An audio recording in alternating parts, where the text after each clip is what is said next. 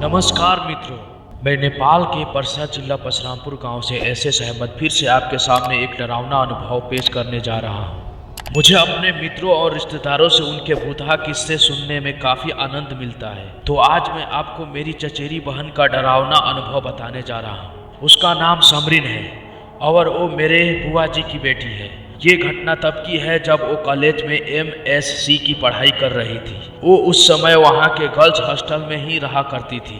परीक्षा से पहले वो और उनकी कुछ सहेलियाँ लाइब्रेरी में पढ़ाई कर रही थी। पढ़ाई करते हुए रात के 12:30 बज चुके थे। उस लाइब्रेरी में वो केवल 6 लड़कियाँ ही थी। लाइब्रेरी में सन्नाटा छाया हुआ था। सारा हॉस्टल एकदम शांत था। तभी उनमें से एक लड़की ने कहा कि बस यार, पढ़ पढ़ के बोर हो गए हैं, कोई ना कोई खेल खेलें जिससे दिमाग भी फ्रेश हो जाएगा और नींद भी आ जाएगी। सब उसकी बात से सहमत हो गए। उनमें से एक लड़की जिसका नाम पूजा था बोली कि चलो हम सब किसी आत्मा से बात करते हैं। ये सब कहकर वो अपने कमरे में गई और ओइजा बोर्ड लेकर आई जिस पर A to Z अल्फ़ाबेट 0 से 9 तक नंबर और किनारों पर यस और नो लिखा था। पूजा ने बोर्ड के चारों किनारों पर 4 मोमबत्तियां जलाई और फिर लाइब्रेरी की सारी लाइट बंद कर दी। फिर उसने सिक्का बोर्ड के बीच में रख दिया। उनमें से 2 लड़कियां तो डर के मारे अपने कमरे में चली गईं और बाकी चारों ने उस सिक्के पर एक एक उंगली रख दी। फिर पूजा ने कहा कि कोई डरना मत और यहाँ से उठना मत, वरना आत्मा नाराज हो जाएगी। अब पूजा बोलने लगी, अगर यहाँ पर कोई आत्मा है तो प्लीज हमसे बात करो।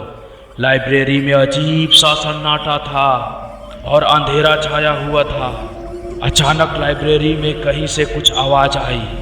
उन्होंने सोचा शायद कोई किताब गिरी होगी और समरीन दीदी ने पूछा, क्या यहाँ पर कोई आत्मा है? तभी छत पर लगा बंद पंखा जोर से हिलने लगा। सभी लड़कियां डर गई, लेकिन पूजा ने कहा कि कोई भी लड़की अकेली मत भागना, ऐसा करने से आत्मा उसे नुकसान पहुंचा सकती है। उसके बाद पूजा ने ऊपर देखते हुए कहा कि अगर कोई आत्मा यहाँ है तो हमसे बात करे।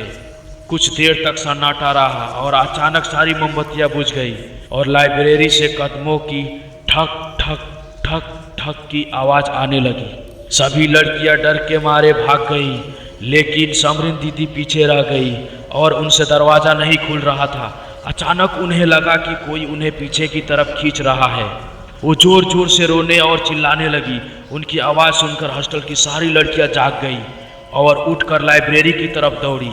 हॉस्टल वार्डन और सभी लड़कियों ने मिलकर दरवाज़ा खोला और दीदी को बाहर निकाला। इस घटना के बाद उन्हें आज तक लाइब्रेरी के डरावने सपने आते हैं और वो आज तक उस घटना को नहीं भूली।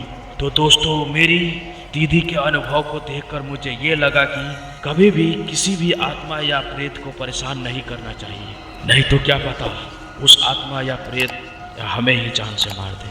तो दोस्तों, किसी भी बुरी शक्ति या अलौकिक शक्ति से हमें मजाक नहीं करना चाहिए और ना ही उनसे उलझना चाहिए। क्या पता वो अलौकिक शक्ति या वो बुरी शक्ति हमारी जान भी ले सकती है। तो आज का कहानी यही था। फिर मिलते हैं अगले एक नई कहानी के साथ। तब तक के लिए हस्त धन्यवाद, बाय और बच कर रहिए।